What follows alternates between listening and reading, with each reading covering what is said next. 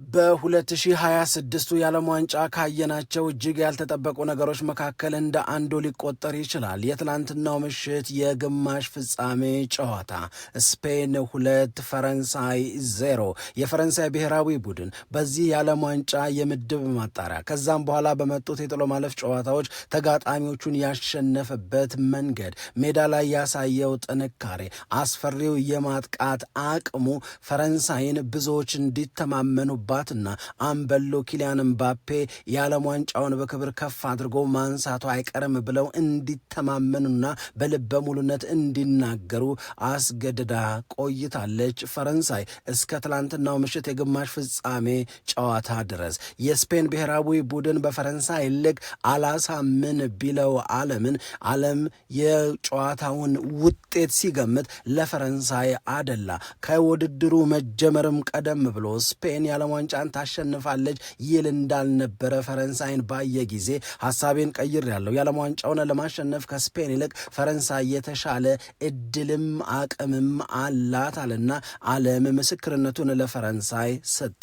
የትላንትናውን ምሽት ጨዋታ እና ያየነውን ጉድ እስኪያይ ድረስ የስፔን ብሔራዊ ቡድን ያምራልም ያስፈራልም። ደግሞም በዓለም ዋንጫው ከ16 ዓመት በኋላ ለፍጻሜ መድረስ የእውነት ለመናገር ይገባዋል። የስፔን ብሔራዊ ቡድን እግር ኳስ ዕውቀት ከሆነ በደንብ የሚያውቋት እነሱ ስፔናውያን ናቸው። የሚያደርጉትን ያውቃሉ። የት ጋ መገኘት እንዳለባቸው በሚገባ ይረዳሉ። ወደ ችግሩ ኳስን ይቀባበላሉ። የስፔን ብሔራዊ ቡድን እጅግ ጠንካራ እጅግ አስፈሪ ነው የሚባለውን የፈረንሳይ ብሔራዊ ቡድን ተራ አስመስሎ 2-0 አሸንፎ ወደ ፍጻሜው ማለፉን አረጋግጧል። ዛሬ በሚደረገው ጨዋታ ወይ እንግሊዝ ወይ አርጀንቲና ጨዋታቸውን ያሸንፉና በፊታችን እሁድ በዋንጫው ጨዋታ ከስፔን ብሔራዊ ቡድን ጋር ይፋለማሉ። ምንድን ነው ያየነው? የዓለም ዋንጫው እጅግ በጣም የሚገርም ነገርን ትናንትና ምሽት አሳይቶናል። የስፔን ብሔራዊ ቡድን ተጫዋቾች እግር ኳስን ዘና ብለው የሚጫወቱበት፣ ኳስን የሚቀባበሉበት ተዝናኖት፣ እንደዚሁም ደግሞ እያንዳንዱ ስራቸውን ጥንቅቅ አድርገው የሚሰሩ መሆናቸው አድናቆትን ከሁሉም አቅጣጫ እንዲያገኙ አድርጓቸዋል።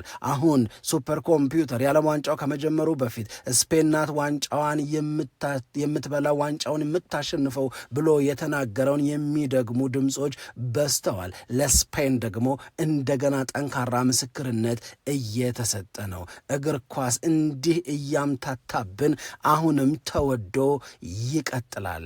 ያየነው ይገርማል። ስፔን ያስፈራልም ያምራልም። ደግሞም በክለቦች የተጫዋቾች የዝውውር ጉዳይ በአርሰናል ቤት አሁን ብዙዎች የፈሩት ነገር ሊሆን ነው ይላሉ ሌሊት ላይ የወጡት የሀገሪቱ ተነባቢም ተአማኒ የሆኑም ጋዜጦች።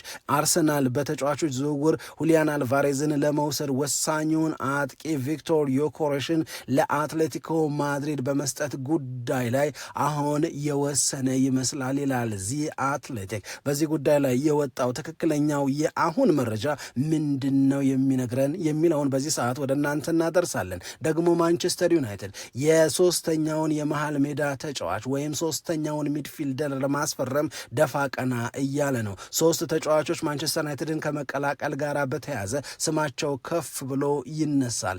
ለማንቸስተር ዩናይትድ አንድሬ ሳንቶስን እንደዚሁም ደግሞ ዩሪ ቲሌማንስን ካስፈረመ በኋላ የሚያስፈልገው የመሃል ክፍል ተጫዋች እንዴት ያለ ነው፣ ማንስ ነው የሚለው ላይ የባለሙያዎችን አስተያየት ይዘናል። ከሌሎች ክለቦች ጋር በተያዘም የዝውውር ጉዳዮችን ወደ እናንተ ልናደርስ ማልደን በዚህ ሰዓት መጥተናል። ሰላም ጤና ይስጥልን፣ እንደምናላችሁ የተከበራችሁና የተወደዳችሁ የሸገር ስፖርት ዊዝ አበበ ግደይ የዩቲዩብ ቻናል ቤተሰቦቻችን በያላችሁበት እጅግ አስደሳች ጊዜን እያሳለፋችሁ እንደሆነ ተስፋ እናደርጋለን። መልካሙን ሁሉ ለናንተ እንመኛለን። ታዲያ ይህንን ሸገር ስፖርት ዊዝ አበበ ግደይ የሚለውን የእኛን የዩቲዩብ ቻናል ሰብስክራይብ አድርጉ፣ የደውል ምልክቱን ተጫኑት፣ ሊንኩን ለሌሎች አጋሩና በተከታዮች ቁጥር እንድንበዛ የምንሰራቸው ፕሮግራሞችም ብዙ ሰዎች ጋር መድረስ እንዲችል ማገዛችሁን ቀጥሉ። እስካሁን ላበረታችሁን አቅም፣ ጉልበት፣ ድጋፍ ለሰጣችሁን በሙሉ የላቀ ምስጋናችን ይድረሳችሁ እንላለን። ከልብም እናመሰግናለን። በዓለም ዋንጫው እናም ደግሞ በዝርዝር ከምንመለከታቸው የዝውውር ጉዳዮች አስቀድመን አጠር አድርገን ለእናንተ ልንነግራችሁ የሚገቡ የዝውውር ጉዳዮችን እናንሳ። ቼልሲን እናስቀድም። ቼልሲ ራስን ከማጠናከር ለዣቪ አሎንሶ ጠንካራ የሚባል ስብስብን ለመስጠት ከሚያደርገው ጥረት ጋር በተያያዘ አሁንም በአንድ ተጫዋች ዝውውር ጉዳይ ተስፋ አልቆረጠም ይላል ዚ አትሌቲክ ነው ይህንን የሚነግረን። ዚ አትሌቲክ እንደሚናገረው የአስቶን ቪላውን ሞርጋን ሮጀርስን ለማስፈረም ፍላጎት ካላቸው አቅምም ዝግጁነትም ካላቸው የፕሪሚየር ሊጉ ክለቦች መካከል አንደኛው ቼልሲ ነው። በእርግጥ ሞርጋን ሮጀርስ መቀላቀል የሚፈልገው አርሰናልን እንደሆነ በተደጋጋሚ ተነግሯል፣ ተገልጿል። ነገር ግን ደግሞ የቼልሲ ሰዎች አስቶን ቪላን ለማሳመን ሞርጋን ሮጀርስን የራስ ለማድረግ ራሱን ሞርጋን ሮጀርስን ለማሳመን አቅምም እንደዚሁም ደግሞ ጠረጴዛ ላይ የሚያስቀምጡት ረብጣ ገንዘብም አላቸው ነው። ስለዚህ አርሰናል ይህንን ተጫዋች ለማስፈረም በሚያደርገው ጥረት ላይ ነገሮች የበለጠ እየከበዱ ነገሮች የበለጠ አስቸጋሪ እየሆኑ ነው የሚለን ዚ አትሌቲክ። ምክንያቱም ደግሞ አስቶን ቪላ ልጁን መሸጥ አይፈልግም። ከሸጠም ደግሞ 130 ሚሊዮን ፓውንድ ነው። አርሰናል ለዚህ ተጫዋች እስካሁን ድረስ ለማቅረብ የተዘጋጀው 90 ሚሊዮን ፓውንድ ነው። ቼልሲ ከዚህ ከፍ ያለውን ለአስቶን ቪላ ሰጥቶ ከአርሰናል ቀድሞ ሞርጋን ሮጀርስን ለመውሰድ ተግቶ እየሰራ ነው ይላል። በሌላ በኩል አርሰናል በጣም በፍጥነት ማጠናቀቅ ከሚፈልጋቸው የመስመር ተጫዋቾች መካከል አንደኛው ለክለብ ብሩጅ የሚጫወተውን ዞሊስን ነው ይለናል ቢቢሲ። ደግሞ የዚህን ተጫዋች ዝውውር ቶሎ ለማጠናቀቅ አርሰናሎች የመጨረሻ የሚባለውን ከፍተኛ ጥረት እያደረጉ መሆኑን አውቅ ያለሁ ነው የሚለው የቢቢሲ ዘገባ። በሌላ በኩል ቶተንሃም ሆትስፐርስ ክሪስቲያን ሮሜሮ እንደሚሸኝ እያረጋገጠ መሆኑን ቶክ ስፖርት አስነብቧል። ክሪስቲያን ሮሜሮ የቶተንሃሙ አምበል አሁን በዓለም ዋንጫው ለአርጀንቲና ብሔራዊ ቡድን ጥሩ አገልግሎት እየሰጠ የሚገኝ ከተወሰኑ ጊዜያቶች በፊት ማንቸስተር ዩናይትድን ሊቀላቀል ስለመቻሉ መረጃዎች ይነገሩበት የነበረ ተጫዋች ነው። ክሪስቲያን ሮሜሮ እና ቶተንሃም ሆትስፐርስ በ2026/27 የውድድር ዓመት አብረው አይሆንም ይላል ቶክ ስፖርት። ሮሜሮም ይሄንን አይፈልግም። በቶተንሃምን በኩል በልጁ ላይ ተስፋ መቁረጥ ይታያል። ታዲያ በዛው በእንግሊዝ ፕሪሚየር ሊግ ለሌላ ትልቅ ክለብ ከመፈረም ይልቅ ወደ ላሊጋ ክለቦች የመዘዋወር ጠንካራ ፍላጎት እንዳለው ክሪስቲያን ሮሜሮ በዚሁ የቶክ ስፖርት ዘገባ ላይ ተገልጿል። ባርሴሎናን በተመለከተ በሁሊያን አልቫሬዝ ዝውውር ተስፋ አልቆረጥኩም ይላል ሙንዶ ዲፖርቲቮ በስፓኒሽ ቋንቋ እንዳስነበበው ከሆነ ሁሊያን አልቫሬዝን ለማስፈረም የዓለም ዋንጫው እስኪጠናቀቅ እየጠበቀ ነው። አትሌቲኮ ማድሪድን ለማሳመን የሚያስችል ዝግጁነት አድርጌያለሁ ይላሉ የባርሴሎና ባለስልጣናት። ስለዚህ ሁሊያን አልቫሬዝን ለመውሰድ ከገንዘብ በተጨማሪ አትሌቲኮ ማድሪድን የሚያስደስት የባርሴሎናን ተጫዋች የመቀላቀል በዝውውሩ አካል የማድረግ ዝግጁነት በባርሴሎና በኩል እንዳለ ነው። ያ ተጫዋች ማን እንደሆነ ግን አልተገለጸም። ገንዘብ ሲደመር አንድ የባርሴሎና ተጫዋች ሁሊያን አልቫሬዝን ለማግኘት የሚከፈል ዋጋ እንዲሆን ግን በባርሴሎና ቤት ተወስኗል ይላሉ ባርሴሎናዎች። በሌላ በኩል ፌራን ቶሬስን ለማቆየት የሚያስችላቸውን ድርድር እያደረጉ ነው። ይሄ ተጫዋች ከባርሴሎና ይወጣል፣ ምናልባትም ወደ ፓሪስ ሰን ጀርማ ይሄዳል ተብሎ በሰፊው ሲነገር ነበረ። ፓሪስ ሰን ጀርማም ይህንን ተጫዋች ለማስፈረም ከፍተኛ ፍላጎት አለው። ነገር ግን እስከ መጪዎቹ ጥቂት ጊዜያቶች በተለይም ደግሞ ከዓለም ዋንጫው መጠናቀቅ በኋላ ፌራን ቶሬስን የባርሴሎና ተጫዋች አድርጎ ለማቆየት የሚያስችል ስምምነት ላይ ለመድረስ በባርሴሎና በኩል ብዙ አስቸጋሪ ነገር እንደሌለ ይታመናል ይላል። አሁንም ይህንን መረጃ እየነገረን ያለው ሙንዶ ዲፖርቲቮ ነው።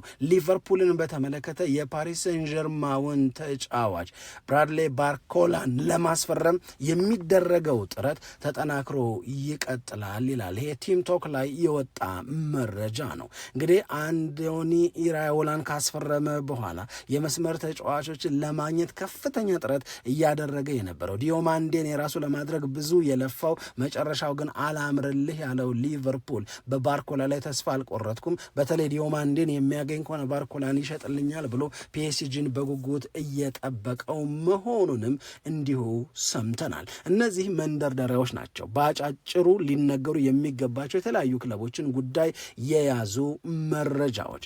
አሁን በዝርዝር ወደምንመለከተው ጉዳይ እንሂድ። በዓለም ዋንጫው በዓለም ዋንጫው ትላንትና ያየነው የግማሽ ፍጻሜ የስፔንና የፈረንሳይ ጨዋታ የስፔንን ብሔራዊ ቡድን ለማድነቅ ቃል እስክናጣ ድረስ ይሆናል ብለን ከገመትነው ውጭ ሲሆን እግር ኳስን ለመውደድ ሌላ ምክንያት እንደ ማግኘት የምንቆጥረው እንዲሁም ደግሞ የእውነት ለመናገር የስፔን ብሔራዊ ቡድን ኳስን የሚጫወትበት መንገድ የስፔን ብሔራዊ ቡድን የፈረንሳይን ተጫዋቾች በዛ መጠን ምንም ማድረግ እንዳይችሉ ያደረገበት አቅሙ እንዴት ቢገለጽ እንዴት ቢደነቅ ነው ተገቢ ሊሆን የሚችለው? የእውነት ለመናገር ስፔን እጅግ በጣም ያምራል። የሚያደርጉትን በሙሉ ያውቃሉ ሁሉም ተጫዋቾች። እንደውም ዚ አትሌቲክ ላይ የተገለጸውን አንድ ነገር ለመንገር የስፔን ብሔራዊ ቡድን ተጫዋቾች 2-0 ማሸነፋቸው ከ16 ዓመት በኋላ ወደ ዓለም ዋንጫ ፍጻሜ መግባታቸው ሊሆን ይችላል በብዙዎቻችን ዘንድ ገዝፎ የሚታየን ነገር ግን ጨዋታውን ልብ ብሎ ላስተዋለ የስፔን ብሔራዊ ቡድን ተጫዋቾች የሚገርሙት የትጋ መገኘት እንዳለባቸው የሚያውቁበት መጠን፣ ኳስ እግራቸው ስር ሲገባ የሚያደርጉትን የሚያውቁበት ልክ፣ እንደዚሁም ደግሞ አስቸጋሪ በሚባሉ ሲቹዌሽኖች ውስጥ ሁሉ ኳሶችን ይቀባበሉ ነበር። እንደውም ወደ ችግሩ ኳሶችን ያቀብሉ ነበረ። ወደ ችግሩ ማለት የፈረንሳይ ብሔራዊ ቡድን ተጫዋቾች ወደ በዙበት፣ ተጫዋቹ ፕሬስ እየተደረገ ነው ተብሎ በሚታመንበት ቦታ ላይ ጭምር ኳሱን የያዘው የስፔን ብሔራዊ ቡድን ተጫዋች በችግር ውስጥ ላለው የስፔን ብሔራዊ ቡድን ተጫዋች ኳስን ለማቀበል ጥረት ሲያደርግ ምንም አይነት ስጋት፣ ምንም አይነት ጥርጣሬ የለም። ፈረንሳይን 2-0 በሆነ ውጤት ለማሸነፍ ስፔን ብዙ አልተቸገረች። የፈረንሳይ ብሔራዊ ቡድን በስካሁኑ ጨዋታ ያሳየንን ያንን አስፈሪ እንቅስቃሴ ያንን አስፈሪ የማጥቃት አቅም ስፔን ላይ ሊደግም አልቻለም። አይደለም ሊደግመው ይቅርና አልተቃረበምም። የፈረንሳይ ብሔራዊ ቡድን በትላንትናው የግማሽ ፍጻሜ ጨዋታ ያደረገው የመጀመሪያው ኢላማውን የጠበቀ ሙከራ የተደረገው 81ኛው ደቂቃ ላይ ነው። 81 ደቂቃ ድረስ ስፔን ላይ እንኳን ጎል ሊያስቆጥር ፈረንሳይ ኢላማውን የጠበቀ እንኳን ሙከራ ማድረግ አልቻለም። ከዚህ የትናንትናው ጨዋታ በፊት ስለ ፈረንሳይ ብሔራዊ ቡድን ስንናገር ጎልቶ የሚወጣ ዋናው ጉዳይ ፈረንሳይ ያላት አስፈሪ የማጥቃት አቅም ነው። ያንን አስፈሪ የማጥቃት አቅም በዚህ መጠን ሽባ ማድረግ፣ ምንም እንዳይፈይድ ማድረግ የስፔንን ጉብዝና ከፍታ የሚያሳይ ነው። ስፔን በትክክልም ይገባታል ፈረንሳይን በትናንትናው ጨዋታ ማሸነፍና ለፍጻሜ መብቃት። 2010 ደቡብ አፍሪካ የዓለም ዋንጫን አዘጋጅታ አህጉራችን አፍሪካም ለመጀመሪያ ጊዜ የዓለም ዋንጫን ያዘጋጀችበትን አጋጣሚ የደመቀችበት ስፔን ነበረች። ምክንያቱም ያኔ በደቡብ አፍሪካው የዓለም ዋንጫ ስፔን ሻምፒዮን ነበረች። 16 ዓመታት ተቆጠሩ። ከዛ በኋላ የስፔን ብሔራዊ ቡድን ለፍጻሜ አልደረሰም። ከ16 ዓመታት በኋላ ግን በነ ሮድሪ፣ በነ ላሚን ያማል፣ በሌሎቹም ተጫዋቾች እየታገዘች አምሮባት በጣም ብዙዎች እጃቸውን አሳልፈው የሰጧትን ፈረንሳይን ረታ ለፍጻሜ ደረሰች። አሁን ደግሞ የዓለም ተራ ወደ ስፔን ማጋደል ሆኗል። አሁን ስፔንን ማን ነው የሚያቆማት? እውነት አርጀንቲና፣ እውነት እንግሊዝ ይህንን የስፔንን ብሔራዊ ቡድን አሸንፈው ዋንጫ እናነሳለን ብለው ያምኑ ይሆን ብሎ ዓለም ይነጋገራል፣ ደግሞም ይጠይቃል። በዚህ የሁለቱ ብሔራዊ ቡድኖች የትናንትናው የግማሽ ፍጻሜ ጨዋታ ዙሪያ በጣም ብዙ ልንነጋገርባቸው የሚገቡ ጉዳዮች አሉ። ያየነውን ለማመን ከብዶናል። ስፔን ያምራልም ያስፈራልም። ፈረንሳይ እንዴት እንደዚህ ሊሆን ቻለ? ኪሊያን ምባፔ፣ ኦሊሴ፣ ኦስማን ደምቤሌ በኋላም ተቀይሮ ከገባ በኋላ ዶዌ ምንም ሳይፈይዱ እንዴት ሊቀሩ ቻሉ? ዲዲዬ ዴሻምፕና የፈረንሳይ ብሔራዊ ቡድን ተጫዋቾች በዚህ መጠን አቅቷቸው መታየታቸው በራሱ እጅግ በጣም የሚያስገርም ከተጠበቀውም ውጪ ነው።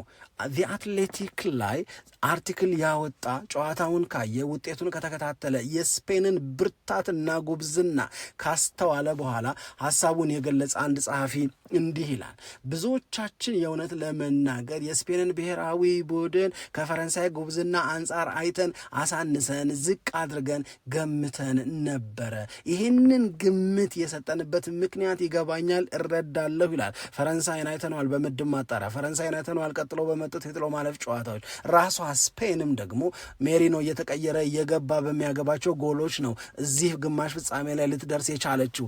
ይሄንን በአእምሯችን ውስጥ ይዘን የቆየነውን ነገር ከግምት ውስጥ አስገብተን ስፔንን አሳንሰን ፈረንሳይን ደግሞ አግዝፈን ስፔንን ዝቅ አድርገን ፈረንሳይን ደግሞ አተልቀን ነበር ይህንን ጨዋታ የጠበቅ ነው። የእውነት ለመናገር ኪሊያን ምባፔ እና አጋሮቹ ቀሏቸው ተጋጣሚዎቻቸው ላይ ጎል የሚያስቆጥሩ መሆናቸው ግምታችንን ስንሰጥ ለፈረንሳይ እንድናደላ አድርጎናል። በእርግጥ የስፔን ብሔራዊ ቡድን በዓለም ዋንጫው የእስከ ግማሽ ፍጻሜ ጉዞ የገባበት አንድ ጎል ብቻ ቢሆንም እንደ ፈረንሳይ ያለ አጥቂ ስላልገጠማት ነው የሚል ኤክስኪውዝ እንሰጥ ነበረ ግምቱን ወደ ፈረንሳይ እንዲያደላ ስናደርግ። ነገር ግን የፈረንሳይ ብሔራዊ ቡድን ተጫዋቾች እምባፔ በለው ኦሊሴ፣ ሌሎቹም በሙሉ በስፔን ሙሉ በሙሉ ኃያልነት ተወስዶባቸዋል። የስፔን ብሔራዊ ቡድንን አሳንሰን ማየታችን የኛ የሁላችን ጥፋት ነው ይላል ይሄ ጸሐፊ። ምክንያቱም ከመጋቢት 2023 ጀምሮ ባደረገቻቸው 36 የብሔራዊ ቡድን ጨዋታዎች በአንዱም እንኳን ስፔን እንዳልተሸነፈች ረሳ ነው። ይህንን የረሳ ነው በዋናነት ስፔን ቀዝቃዛ ይመስል ስለነበረ፣ በሌላ በኩል ደግሞ የምትገጥመው ፈረንሳይን ስለሆነና የፈረንሳይን አስፈሪነት ከአንድ በላይ በሆነ አጋጣሚ ደጋግመን ስላየን ነው። ስለዚህ ለራሳችን ይቅርታ ለማድረግ ብዙ ምክንያት አለ፣ ግን ጥፋታችን ትልቅ ነው ይላል። ስፔንን አሳንሶ ማየት በፍጹም ትክክል አይደለም ይላል። ይህንን ካነሳ በኋላ ሌሎች ሀሳቦችን የሚሰጡ ባለሙያዎች ደግሞ እንዲህ ይላሉ። የዓለም ዋንጫው እስከ አሁን ድረስ ፈረንሳይ እንደምታሸንፈው ሌሎቹ እንደው ተውተርተሩ ልፉ ሲላቸው እንደሚለፉ አድርገን ነበር የምንወስደው። አሁን ግን ሀሳባችንን ቀይረናል። ስፔን አሳምኖናል። የስፔን ብሔራዊ ቡድን ተጫዋቾች ያደረጉትን ነገር ካየን በኋላ በእግር ኳስ ከዚህ በኋላ ምንም ነገር ሊሆን እንደሚችልና የሚሆነውን ከመጠበቅ አስቀድሞ ምንም አለማለት የተሻለ እንደሆነም የሚናገሩ ሰዎች አሉ። የእውነት ለመናገር በስፔን ብሔራዊ ቡድን አንደኛ የምድብ ማጣሪያ ጨዋታዎቿ ላይ በኬቨርዴ ያቻ የወጣችበት ወይም ኬቨርዴን ማሸነፍ ያልቻለችበት፣ ከዛ በኋላ ሳዑዲ አረቢያንና በጣም ደካማ ነው የሚባለውን የዩራጓይን ብሔራዊ ቡድን የገጠመችው ስፔንን እንዲህ በጣም ከባድ በሚባሉ ጨዋታዎች አሳማኝ የሚባሉ ድሎችን ስታመጣ ስላላየናት እንደዛ አይነት ግምቶችን ለመስጠት ተገደን ሊሆን ይችላል። የስፔን ብሔራዊ ቡድን አሰልጣኝ ከዚህ የፈረንሳይና የስፔን የግማሽ ፍጻሜ ትላንትና ጨዋታ አስቀድሞ ስለ ላሚን ያማል ሲጠየቁ አንድ ነገር ተናግረው ነበር። ላሚን ያማል በዚህ ዓለም ዋንጫ እስካሁን ድረስ ገና ስራ አልጀመረም ነው ያሉት እሳቸው። ላሚን ያማል ግሬት፣ የላሚን ያማል ድንቁ ቀን፣ የላሚን ያማል ምርጡ ቀን በዓለም ዋንጫው ገና አልጀመረም ነው ያሉት። አሁን ግን የጀመረ ይመስላል። ላሚን ያማል ትናንትና ካለፉ ጨዋታዎች ይልቅ የተሻለ የተንቀሳቀሰበት የፍጹም ቅጣት ምት እንዲገኝ ምክንያት የሆነበትን አሪፍ ነገር ሲያደርግ ነበር። ስለዚህ የስፔን ብሔራዊ ቡድን ትላንት ፈረንሳይን እጅግ በልጦ በደንብም ማሳምኖ ወደ ዓለም ዋንጫው ፍጻሜ ከ16 ዓመታት በኋላ ማለፉን አረጋግጧል። ፈረንሳይ ተበልጣ ነው የተሸነፈችው። ከማመን ሽንፈቱን ከመቀበል ውጪ ምንም አማራጭ የለም። ምክንያቱም የፈረንሳይ ብሔራዊ ቡድን 81ኛው ደቂቃ ድረስ ኢላማውን የጠበቀ እንኳን ሙከራ ማድረግ በስፔኖች አልተፈቀደለትም። እንደ ቀልድ ነው ኳስ የሚቀባበሉት ስፔኖች፣ እንደ ቀልድ ነው ጨዋታው ላይ ብልጫን የሚወስዱት። እግር ኳስን መጫወት ለስፔን ብሔራዊ ቡድን ተጫዋቾች ስራ አይደለም፣ በእውቀት የሚከወን ተግባር እንጂ። የእውነት ለመናገር በዚህ ጨዋታ ላይ ካደነቅናቸው ልናደንቃቸውም ከሚገቡ ተጫዋቾች መካከል የተወሰኑትን እንጥራ። ሌሎቹን ምናልባት በመደበኛው ፕሮግራማችን በደንብና በዝርዝር ልናያቸው እንችላለን። እውነት ለመናገር ሮድሪ ወደሚያስገርመው ብቃቱ ተመልሶ አላያችሁትም ወይ? ፖሮ የሚገርመውን አቅሙን እያወጣ አይደለም ወይ? በዚህ ዓለም ዋንጫ ላይ ኩኩሪያ ሪያል ማድሪድ እንዴት ያለውን ተጫዋች ነው ከቼልሲ የወሰደው አያስብልም ወይ? እውነት ለመናገር የስፔን ብሔራዊ ቡድን ተጫዋቾች አሁን የጠቀስናቸውም ከጠቀስናቸውም ውጭም ያሉት እግር ኳስን እንዲህ ተዝናንተው ሲጫወቱ እኛንም በከፍተኛ ደረጃ ያዝናኑናል።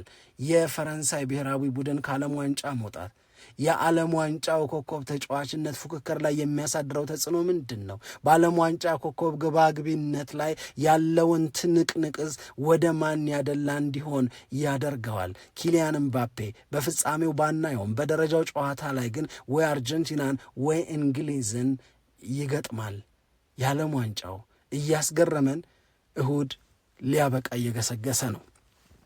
በኋላ በዝርዝር የምንመለስባቸው በርካታ ጉዳዮች ይኖራሉ። እናንተ ማስተያየቶቻችሁን፣ ጥያቄም ካላችሁ ጥያቄያችሁን እየላካችሁ ቆዩን። ወደ አርሰናል ጉዳይ ስንሄድ ከተወሰነ ጊዜ በፊት አንስተነው ነበር። አርሰናል ሁሊያን አልቫሬዝ ላይ በጣም ከፍተኛ ፍላጎት አለው። ይሄ ሁሊያን አልቫሬዝን የማስፈረም የአርሰናል ፍላጎት አሁን የጀመረ አይደለም። ቀደም ብሎም አርሰናሎች እንዲህ ያለውን ዝውውር ለማከናወን ጠንካራ ስራን እንደሚሰሩ ስንጠረጥር ስንገምትና መረጃዎች ያንን ሲያጠናክሩልን ቆይተዋል። ታዲያ መሃል ላይ አንድ መረጃ ወጣ። ያ የወጣው መረጃ የአርሰናል ሰዎች እና የአትሌቲኮ ማድሪድ ሰዎች ሁሊያን አልቫሬዝን በተመለከተ በሚደረግ ዝውውር ላይ ሊደርሱ ይችላሉ ተብሎ የሚጠበቀው ስምምነት ከአርሰናል ተጫዋቾች መካከል አንዱን ያውም ቪክቶር ዮኬሬሽን ወስደው በዛ ላይ ገንዘብ ጨምረው ሁሊያን አልቫሬዝን ደግሞ አትሌቲኮ ማድሪድ ለአርሰናል እንዲሰጥ ነው። ቪክቶር ዮኬሬሽን ወስዶ እንደገና 50 ሚሊዮን ፓውንድ ተቀብሎ ነው ሁሊያን አልቫሬዝን ለአርሰናል ለመስጠት አትሌቲኮ ማድሪድ የሚያስበው። ያኔ በጣም ብዙ የተፈራ አስተያየት ነበረ። የአርሰናል ደጋፊዎች ይሄ ነገር ደስ አላለንም ብለዋል። አርሰናል እውነት ይህንን የሚያደርግ ከሆነ ብለው የስጋት ወቀሳንም ጭምር ወቅሰዋል። መሀል ላይ የለም እንዲህ ያለው ነገር አይደረግም፣ ምን ሲደረግ ማን ነው ይሄንን የሚያደርገው? እንዲህ ያለውን ስህተት አርሰናል አይሳሳትም የሚል ደግሞ በራስ መተማመን የሚመስሉ አስተያየቶች ደግሞ መሰጠት ጀመሩ። በኋላ እንደገና ዝም ብሎ ተኖረ። አርሰናል ምናልባትም ትልቅ መሆን የሚፈልግ ከሆነ ቴሪ ዳንኤል ኦንሪ እንዳለው ቪክቶር ዮኬሬሽም እያለ ካይ ሃቨርትስም እያለ ትልልቅ ቡድኖች ባላቸው ላይ ይጨምራሉ እንጂ ያላቸውን ጎበዝ በሌላ አይተኩም፣ በሌላ አይቀይሩም። ስለዚህ አርሰናል የበለጠ ታላቅ መሆን የሚፈልግ ከሆነ የታላቅነት ዘመን እንዲረዝምለት የሚመኝ ከሆነ ቪክቶር ዮኬሬሽን አቆይቶ ሁሊያን አልቫሬዝን ካሽ ከፍሎ ነው መውሰድ ያለበት አለ። ይሄ አይነት የሄነሪ አስተያየት የአርሰናል ደጋፊዎችን ያረጋጋ እኮ አላልንም እንደ የሚያስብል አይነት ስሜት የፈጠ ነበር። አሁን ግን ሌሊት ላይ በጣም ብዙ የእንግሊዝ ሚዲያዎች በጣም ብዙዎቹ የእንግሊዝ የእግር ኳስ ባለሙያዎች እናም ደግሞ የስፔንም ሰዎች ሁሊያን አልቫሬዝን በተመለከተ ባወጡት መረጃ አርሰናል ቪክቶር ዮኬሬሽን ለመስጠት በሚያስችለው ጉዳይ ላይ በደንብ አስቦበት ጨርሷል። ይህንን የአርሰናል ሰዎች እየፈቀዱ ነው። ሁሊያን አልቫሬዝን ለመውሰድ ቪክቶር ዮኬሬሽን መስጠት፣ ገንዘብ መጨመር የሚባለውን ኦፕሽን አርሰናል በትክክል ኮንሲደር እያደረገው ነው፣ በትክክል እያሰበበት ነው፣ ከግምት ውስጥ አስገብቶም እየሰራበት ነው ይላል። ለዚህ ነው የተፈራው እየሆነ ነው በአርሰናል ቤት ብለን መምጣታችን። እንደገና ልንነጋገርበት፣ እንደገና ልንወያይበት፣ እንደገና የቀድሞ የአርሰናል ተጫዋቾች ሀሳብ ሊሰጡበት ይመስላል። እውነት ለአርሰናል ሁሊያን አልቫሬዝን ለማስፈረም ቪክቶር ዮኬሬሽን እና ገንዘብ ሰጥቶ ስምምነት ላይ መድረስ የሚያዋጣውና በጎ አደረክ የሚያስብለው ነው ወይ? ይሄ የብዙዎቻችን ጥያቄ ነው። አርሰናል ግን የተፈራውን ሊያደርግ እየተንደረደረ ነው ይላል ዚ አትሌቲክ። ይሄንኑ ይጽፋል ቢቢሲ፣ ይሄንኑ ይነግረናል ዘ ታይምስ። አርሰናል ይሄንን ካደረገ ተጠቀመ ወይስ ከሰረ? የብዙዎቻችን ጥያቄ ነው። ማንቸስተር ዩናይትድን በተመለከተ ልናነሳ የምንችለው ማን ዩናይትድ አንድ ግብ ጠባቂ፣ ማን ዩናይትድ ሁለት የመሃል ክፍል ተጫዋቾችን እስካሁን አስፈርሟል። በእስካሁኑ የማንቸስተር ዩናይትድ የዝውውር ተሳትፎ እና ባጠናቀቃቸው ዝውውሮች የዩናይትድ ደጋፊዎች እጅጉን ደስተኛ ናቸው። ማንቸስተር ዩናይትድ ካለበት የፋይናንስ ሲቹዌሽን አንጻር እያደረገ ያለው ዝውውር በትክክልም በውጤታማነት ሊገለጽ የሚችል ነው። በእርግጥ የአንድ ተጫዋች ዝውውር ውጤታማ ነው ነው የሚባለው፣ አሪፍ ነው የሚባለው አንድ በዲሉ ነው፣ ሁለት በወጣበት ገንዘብ ነው። በዋናነት ግን ያ ተጫዋች በአዲሱ ክለብ በማንቸስተር ዩናይትድ በሚሰጠው አገልግሎት ላይ በመመስረት ነው። ስለዚህ የማንቸስተር ዩናይትድ ተጫዋች የሆኑት ዳርሎ፣ አንድሬ ሳንቶስ፣ ዩሪ ቲሊማንስ ለማንቸስተር ዩናይትድ ምን አይነት አገልግሎት ይሰጣሉ?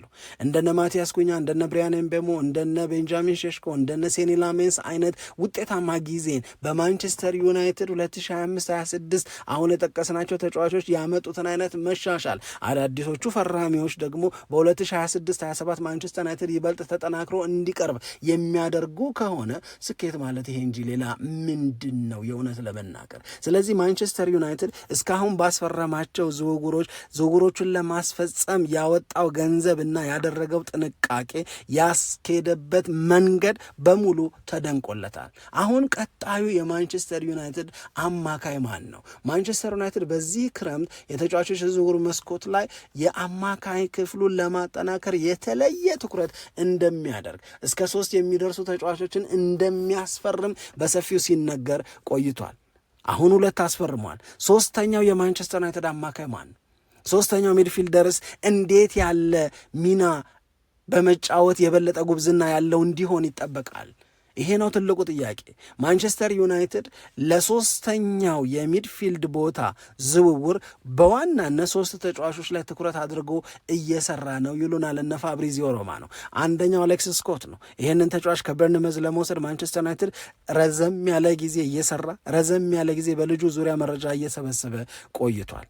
2ኛው ካርሎስ ባሌባ ነው። አሁን በዚህ ሰዓት ከማንቸስተር ዩናይትድ ጋር ተያይዞ ስሙ እየተነሳ የሚገኝ 3ኛው ደግሞ ጎሜዥ ነው፣ የዎልቭሱ ተጫዋች። ማንቸስተር ዩናይትድ ከእነዚህ 3 ተጫዋቾች አንዳቸውን የማስፈረም እድል ካገኘ ማን ቢሆን ይሻለዋል ብለው የእግር ኳስ ባለሙያዎቹ ሀሳቦቻቸውን ይሰነዝራሉ። እስካሁን ድረስ የፈረሙት አንድሬ ሳንቶስ እና ዩሪ ቲሊማንስ ስለሆኑ ማንቸስተር ዩናይትድ በጣም የቬሪ ሃርድ ወርኪንግ ሚድፊልደር ያስፈልገዋል፣ ዲስትሮየር የሆነ ተጫዋች ያስፈልገዋል። ይህንን የሚፈልግ ከሆነ ከነዚህ ከቀረቡት 3 አማራጮች ጎሜዥ የተባለውን ወልቭስን ተጫዋች ማስፈረም ለማንቸስተር ዩናይትድ በእጅጉ እና በጣም ያዋጣል ይላሉ። ምክንያቱም ልጁ በእንግሊዝ ፕሪሚየር ሊግ ለወልቭስ እየተጫወተ ያሳየው እንቅስቃሴ በጣም ጥሩ ስለሆነ፣ ሁለትም ይሄንን ተጫዋች ለመግዛት ማንቸስተር ዩናይትድ አሁንም 38 ሚሊዮን ፓውንድ አካባቢ ብቻ እንዲያወጣ ነው የሚገደደው። ምክንያቱም ወልቭስ የመደራደር አቅም ይሄንን ልጅ በውድ ዋጋ የመሸጥ አቅምና እድል የለውም ነው። ምክንያቱም ወልቨርሃምፕተን ወንደረርስ አሁን የት እንዳለ ሁላችንም የምናውቀውና የምንረዳው ነው። ተጫዋቹም ከወልቭስ ጋር ለመለያየት እሱን ለቆ ለመውጣትና የማንቸስተር ዩናይትድ ተጫዋች ለመሆን እጅግ ከፍተኛ የሚባል ፍላጎት አለው። ስለዚህ ማንቸስተር ዩናይትድ እንዲህ በተጫዋቹ መፈለግና መመረጡን፣ በሌላ በኩል ደግሞ ወልቨርሃምፕተን ወንደረርስ ይህንን ተጫዋች በመሸጥ የተወሰነ ገንዘብ ለመስራት የሚገደድ መሆኑን ከግምት ውስጥ በማስገባት ያገኘውን መልካም አጋጣሚ ሊጠቀምበትና ምናልባትም እስከ 38 ሚሊዮን ፓውንድ ብቻ ከፍሎ ተጫዋቹን ሊወስድ እየተንደረደረ ነው። ይሄ ተጫዋች ማንቸስተር ዩናይትድን የሚቀላቀል ከሆነ በማንቸስተር ዩናይትድ የመሃል ክፍል ቤት የሚኖረው ምጣኔ ወይም ባላንስ በጣም በጣም በጣም የሚገርም ነው ይላሉ። ስለዚህ ማንቸስተር ዩናይትድ ይህንን ጎሜዥን ወይም ደግሞ በሌላ በኩል ካርሎስ ባሌባን፣ አሁን የካርሎስ ባሌባ አስቸጋሪ የሚሆነው ምንድን ነው? ብራይተን ኤንድ ሆቭ አልቢየን እንደ ወልቭስ ሁሉ እጁን ተጠምዝዞ ጎሜዥን እንደሚሰጠው ለመስጠት ላይገደድ ይችላል። በእርግጥ ባለፈው ክረምት ሲያነሱ እንደነበረው 100 ሚሊዮን 100 ምናምን ሚሊዮን ሊሉ አይችሉም ብራይተን ኤንድ ሆቭ አልቢየን። ምክንያቱም አሁን ካርሎስ ባሌባ 2025-26ን እንዴት እንዳሳለፈ ማንቸስተር ዩናይትድም ጥድፊያ ውስጥ እንዳልሆነ ማንቸስተር ዩናይትድ 2 ሚድፊልደሮችን አስፈርሟል፣ ሌሎች አማራጮችም እንዳሉት ያውቃል ብራይተን ኤንድ ሆቭ አልቢየን። ስለዚህ ካርሎስ ባሌባ ሌላኛው አማራጭ ነው የማንቸስተር ዩናይትድ ሰዎች። ግን በዋናነት ወልቭስ ወደ ሻምፒዮንሺፕ ስለወረደ ይህንን ተጫዋች አሁን ማንቸስተር ዩናይትድ ያገኘዋል በሚባለው ዋጋ ለመሸጥ ይገደዳል ነው። አሌክስ ስኮት አሪፍ ተጫዋች ነው። ነገር ግን አሌክስ ስኮት የሚገዛበት ዋጋ 60 ምናምን ወይም 70 አካባቢ ሊሆን ይችላል። 70 ሚሊዮን ፓውንድ ለአሌክስ ስኮት ከመክፈል ይልቅ ይሄንን ተጫዋች ኦልሞስት 25 አካባቢ ነው እድሜው። በ38 ሚሊዮን ፓውንድ ማስፈረም የበለጠ የተሻለ ነው ተብሏል። ይሄ ተጫዋች እንግዲህ አትሌቲኮ ማድሪድም ሌሎችም ተጫዋቾች የሌሎችም ትልልቅ ክለቦች የሚፈልጉት ተጫዋች ነው። ማንቸስተር ዩናይትድ በፍጹም መረጋጋት፣ በፍጹም በራስ መተማመን ይህንን ተጫዋች የራሱ ለማድረግ እድል አለው ነው። አሌክስ ስኮትን እርሱት፣ ስለ ባሌባም አታስቡ። ማንቸስተር ዩናይትድ ከዩሪ ቲሌማንስ ጎን እንዲጫወት ጎሜዥን የራሱ ለማድረግ ጠንክሮ እየሰራ ነው የሚለን ፋብሪዚዮ ሮማኖ። ዩናይትድ በእርግጥ ይህንን ዝውውር የሚያሳካ ከሆነ ለማንቸስተር ዩናይትድ ደጋፊዎች ሌላ የደስታ ምንጭ ሊሆን ይችላል። አብራችሁን ስለነበራችሁ እጅግ በጣም አድርገን እናመሰግናለን። ደግሞም በመደበኛው ፕሮግራማችን በተለያዩ ጉዳዮች አዳዲስ ሀሳቦችን ይዘን እንጠብቃችኋለን። ስለደገፋችሁን አብራችሁንም ስለሆናችሁ እጅግ በጣም አድርገን እናመሰግናለን። የእኛን ቻናል ሰብስክራይብ አድርጉት፣ የደውል ምልክቱን ተጫኑ፣ ሊንኩን ለሌሎች ማጋራታችሁንም አትርሱ እንላለን። እዚህ ደርሰናል በእናንተ ድጋፍ፣ ኑሩልን እንላለን። ሰላም ለእናንተ ይሁን። ኢትዮጵያ ለዘለዓለም ትኖር።